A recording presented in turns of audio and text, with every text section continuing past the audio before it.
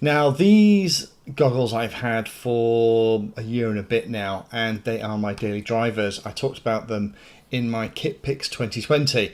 I absolutely love these things. However, there is only one thing missing for me, and that is one of the modifications that FatShark did for these new goggles, in that they removed the separate power connector to the fan. So the fan's kind of on, and you have a power button here, and it can do one of two things. It can either turn the goggles on or off, or you can use it to turn the fan on or off, which is how I've got it set, which is the default setting. However, I'm old school with this stuff, and that in older goggles used to be a head tracking port. And actually, that on top of the FatShark goggles that says HT is what it stands for, head tracking.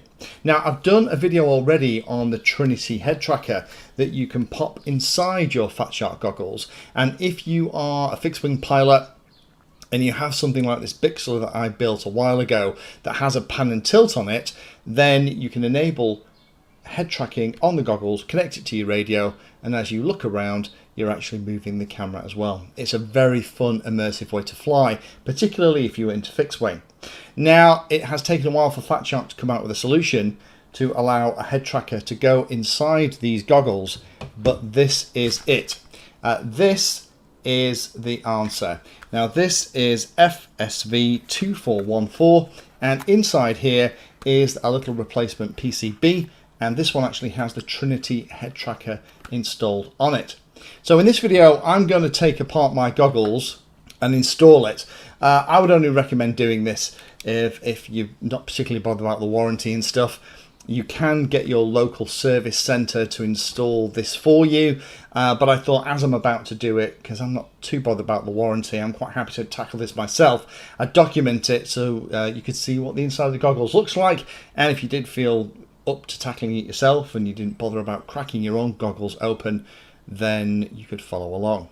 So let me jump onto the bench and I'll show you how I've done it.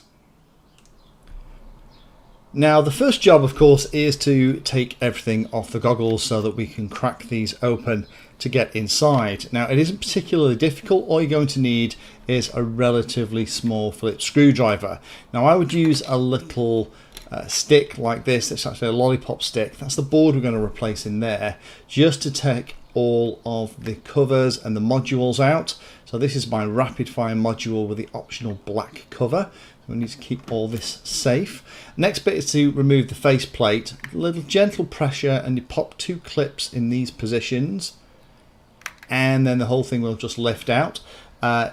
Don't force it. You can kind of see where the two clips are, and then we need to get a screwdriver that's too big. It's going to fit these two screws. So this is quite a small cross-headed screwdriver, and just unscrew it until it is completely clear, and just take both of them off. Now, this is only something we're going to have to do on a HDO2s. If you've got the HD3s, the HDOs, the board that the head tracker snaps into is kind of already there. You just have to buy the Trinity head tracker. So this is just for those pilots who want to do this on the HDO2. Again, if you have any reservations about doing this and opening your goggles, and to be fair, a couple of years ago I'd have been in that boat, then don't do it. Now we are almost ready to crack it open. Tell you what, let me just take the SD card out as well. It's got everything out, so there's nothing in the way. So I'm just going to gently pry up each corner. Now, there's a couple of cables that connect the two shells together.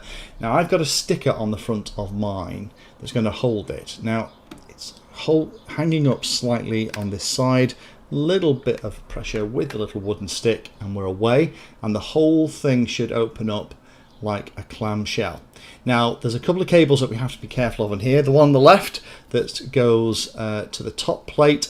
We have the one in the middle, which is quite a delicate cable, and all the cables on the right go into the board that we are about to replace. So I need to grab the new Trinity head tracker module for the HDO2s, and you can see where it's going to fit. So we're going to have to undo that single screw and replace the whole thing. Now, there are two cables that go into it. One has about what is that, about 8 connectors on it, only 7 wires, and the other one looks like it's the power cable for the fan. So I'm going to see if I can gently prise those out. You know what, I think it's probably easier, I'm just going to support that with my hand. If I undo this single screw, it should just lift out, and that'll allow me to get in there a bit easier. The fact that I've got this big FatShark sticker on the front of my goggles is probably not a terrible idea, because it's providing a little bit of strain relief and stopping the top half just flopping open. So now I can get in a little bit better with my fingernails. I can unplug both this connector and this little power connector as well. There we go. And that's the old module all taken care of. Now, to install the next module, we're going to do everything backwards. We've got the 2 connectors for that 8-pin and the 2-pin, what looks like a power connector.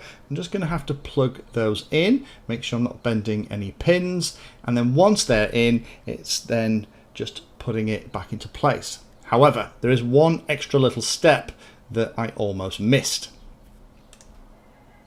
Now, you want to keep the head tracker off the module for the moment, because we do need to have access to it to put the screw in, and also we definitely need to take out the little power button that's at the bottom. That's going to be in the way, because that's going to become the port where the head tracker port pops out of.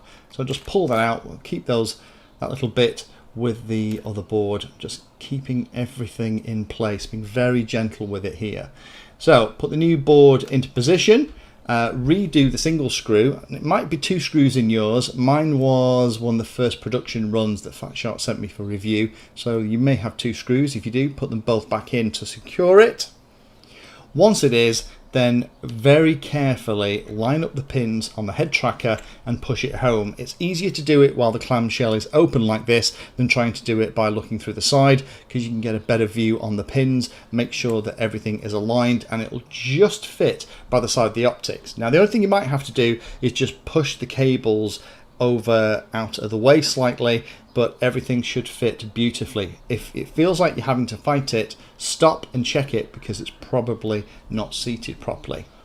Once that is all done, then it's just a case of going through the whole process backwards. When you close up the clamshell, make sure in particular the ribbon cable that's on the left hand side is sitting in its own little trough and isn't being trapped. So with it snapped together, it should look like that. There we go. So everything, there's no gaps, everything looks nice and good. Again, it's worthwhile keeping everything clean. There's the new boards with the power cable at the top, and as you can see here, there's loads of room above it for all of those additional cables, so you can keep those out the way. So I'll drop in the 2 screws into that position. Okay. Exciting to have a head tracker on the HDO2s where that power button was. It's quite a neat way of doing it, actually. FatShark, good job.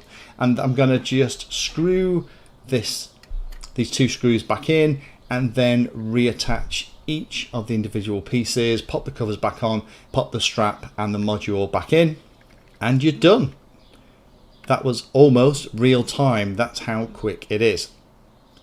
The tip I'll give you is, do make sure that you have a nice clean work area, and do make sure that you're keeping track of all of the pieces, and particularly when you open the clamshell up, make sure that you're not putting any strain at all on the delicate ribbon cables that go between the bottom part and the top part, and just make sure when it goes together that it is going together without too much pressure. If you're having to use too much pressure, it probably means that something isn't lined up or you're doing something wrong. So stop, go back a step and double check. So here it is all back together, with the exception of now we have the head tracker port, and that's where the cable is going to plug in. Now, a cable didn't come with this little unit. It does come in the Trinity head tracker stuff. If you order that, it actually comes with the cable. Now, I've got the cable that I've been using with the HDOs, and if you have the HDO2s and want to do the head tracking stuff and do it internally, then this is the mod.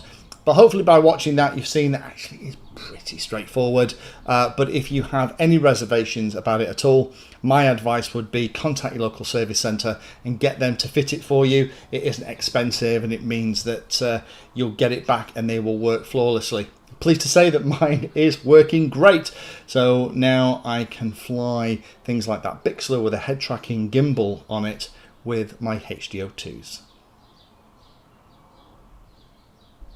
Thank you for watching my video and watching right to the very end. If you want to find out what I'm currently working on, you can follow me on social media by searching for Painless360 in the usual places. If you'd like to become part of the inner circle, then you can become a Patreon. Details are in the description and you get lots of additional benefits. Check out the playlist section on the channel too. I organise all of my videos into playlists and it's called something like Introduction to or for Beginners. All of the content is aimed so that you can start at the very beginning and it teaches you that subject, starting with simple principles and moving up to teach you everything you need to know.